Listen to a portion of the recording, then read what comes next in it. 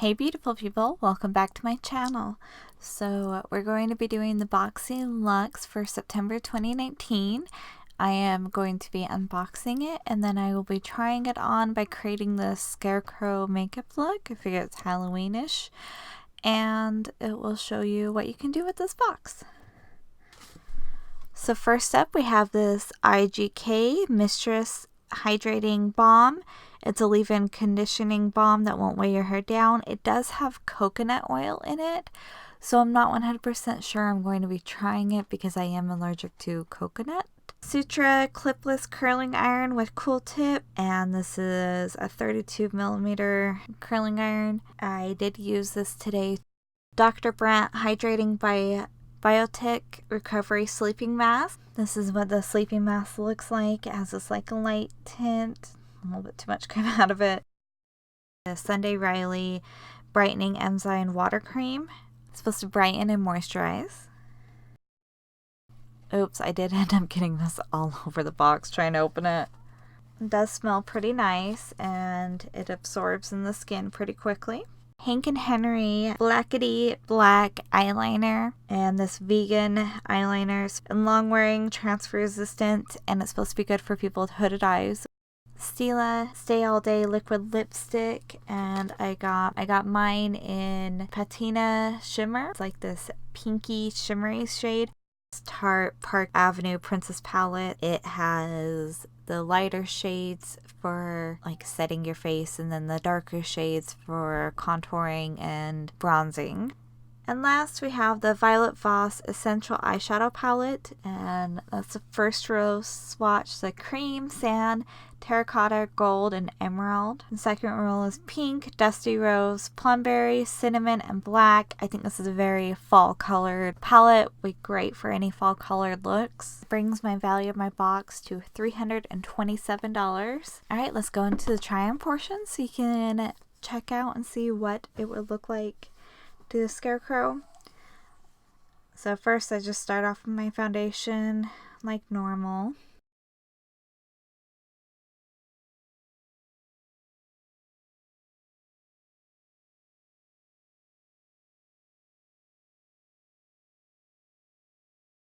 And then I am going to try this light shade right there for my under eyes. It does have a little bit of like a yellowy tint to it, which I don't love, so I just went over with my normal setting powder. I am just going to contour really quick with some of this Tantor and my Fenty Beauty matchstick, just to do under my chin and under my lip and a little bit on my nose to contour. So I'm going to go in with this lightest dark shade for some warmth on my face. None of them really looked enough cool tone for me, so I think this will be more of a bronzy palette for me, just because I am so pale. So I wanted to show you how I do the wrap around my hair around the ponytail. I know a lot of people use bobby pins. I usually don't. But what I do is I just take the piece of hair and I hold the strand of the ponytail that I want to put it in, and then I just kind of go over it a couple times, and that way I can hide the ponytail, and then I slip it through, and then you know, spread it apart or whatever. But that's how I create mine. You can always just, use a bobby pin if you want. That way you make sure you hide the ponytail. I just like doing this because sometimes the bobby pin is a little bit uncomfortable on the hair, and I find this gets about the same results. Sometimes you can kind of see the ponytail in the back, but not a big deal to me. And then I'm trying out the clipless curling iron. I use any product. My hair is really a pain with any kind of straightener, curling iron, so I kind of wanted to see what it would do on its own, knowing that in the future if I want like nice curls, I'm gonna have to use product in my hair.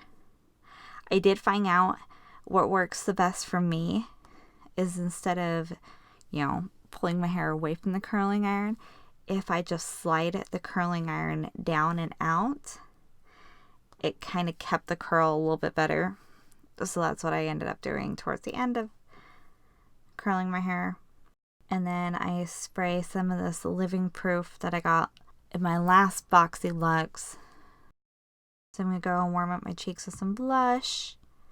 You can use a lot of blush if you wanted to, because, you know, get more of the pink cheeks. For Scarecrow, I chose not to go that way. You can do whatever you want.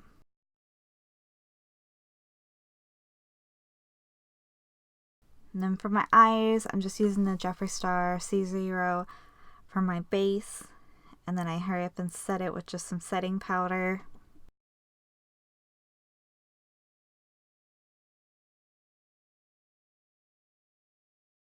And then I'm going in with that sand shade and putting that first. So when you tap off the brush, it was really dusty. But they don't have any fallout underneath the eye that I noticed when I was doing my eyeshadow, so that was very nice. So I kind of just put this all over the crease, build it up on both sides.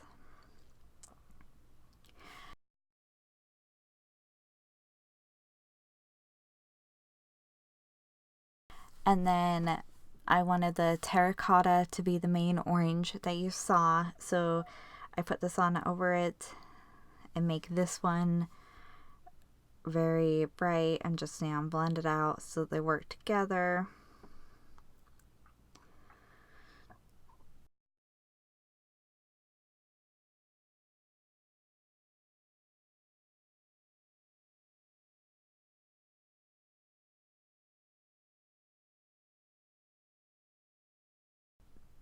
And then I go into the cinnamon.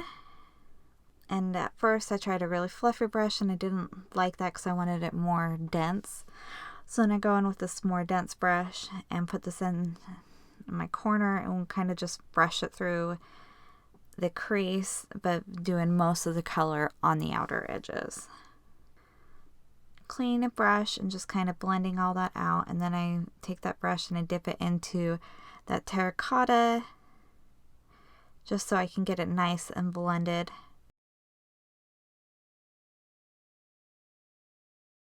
And then I'm going to take this gold and just with my finger and pop it on my lid. And I wanted the most of the color on the center, and then I kind of just lightly put it on the edges on my lid as well.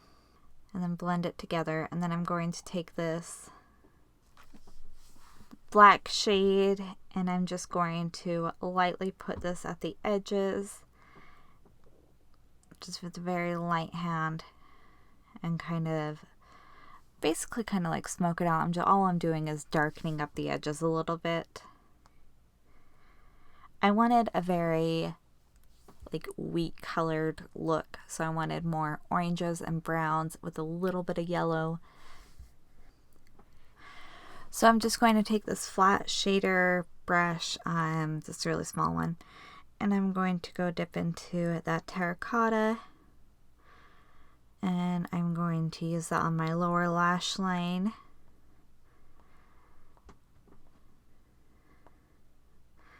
And then I'm just going to take a fluffier brush and just kind of, you know, blend it in and smoke it out a little bit. And then I am going to take that same brush, I just kind of wiped it off a little bit, the other edge, and I'm using the gold.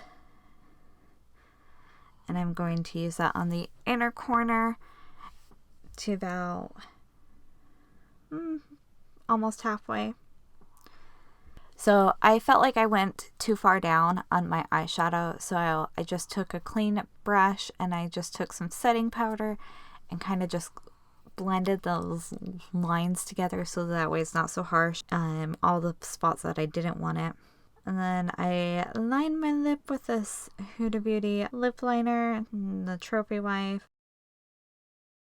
And then I'm going in with the Stila liquid lip. It provides a nice shimmer. Like sometimes shimmer is just too much, but this one's really nice and this is pretty comfortable on the lips.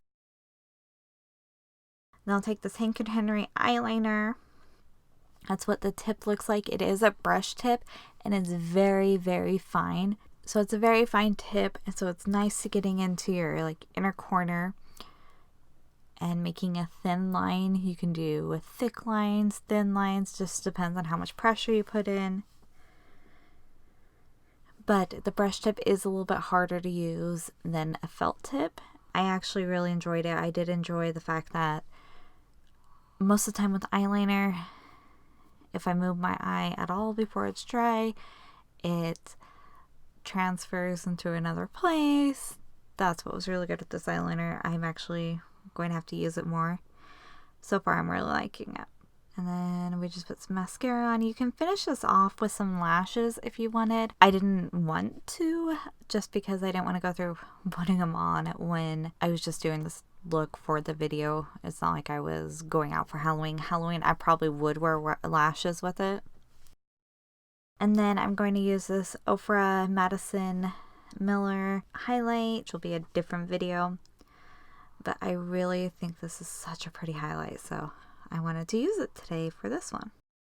Now, I made my nose look very vibrant because I'm going to take this sand color and dust it on my nose for a little patch, for color underneath the patch. And what's really nice about the highlighter is it still shows through.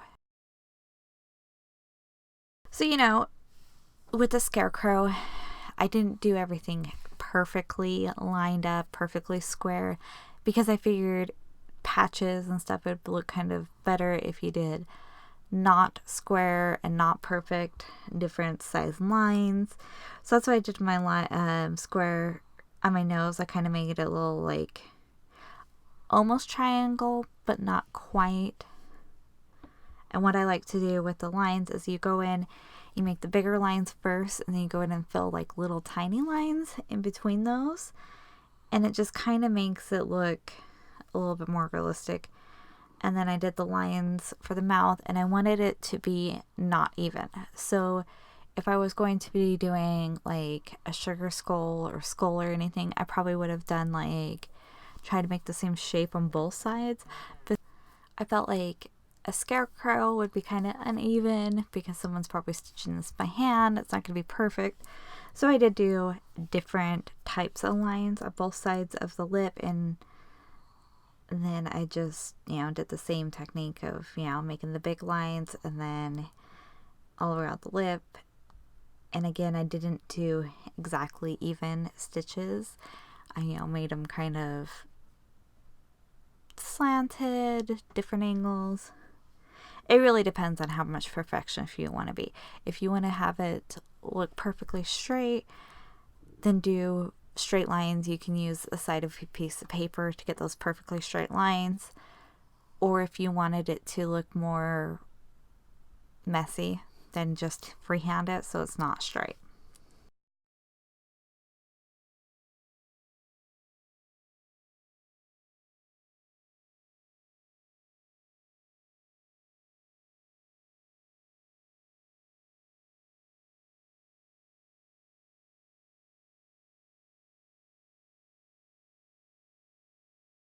I was having a hard time deciding between a triangle on top of the head or a square. Well, I kind of did a square on the cheek, so I didn't want to do that again. So I was trying to decide between a triangle and a heart, and I ended up doing a triangle.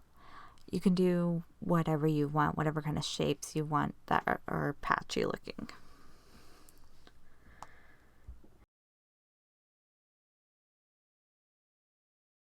And then I'm just going to take a little bit more color with the same palette, and I'm going to go in. I switch between the sand, the terracotta, and the gold, and the black. And I think I might have used a little bit of cinnamon. It just kind of depends on what look you're going for.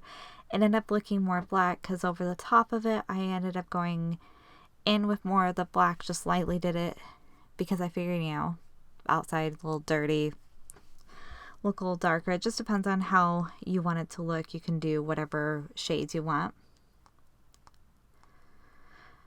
I absolutely love the shimmer shades in that. That's probably the hero of this palette. The matte shades, they're good, but the shimmer shades, wow, they're just beautiful. And then you just put on a big straw hat. I didn't have a big straw hat. I just used my daughter's hat. So that's why it looks a little small in my head, but typically you'd use a big straw one. You can even do a little straw sticking out. You can do some cute hair bows in your hair. You know, it's completely up to you. Also, the color shirt, you can do like a red shirt with overalls. It's all up to you on what you want to do. But the quick, you know, Scarecrow look for Halloween give you some ideas.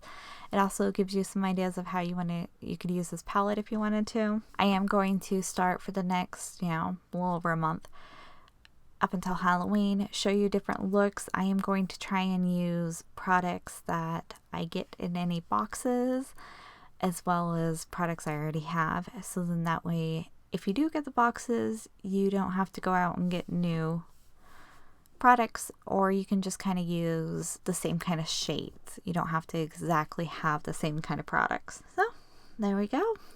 Thank you guys for watching. We'll see you next time, and come back for some more Halloween fall looks coming up soon. Thanks. See you later.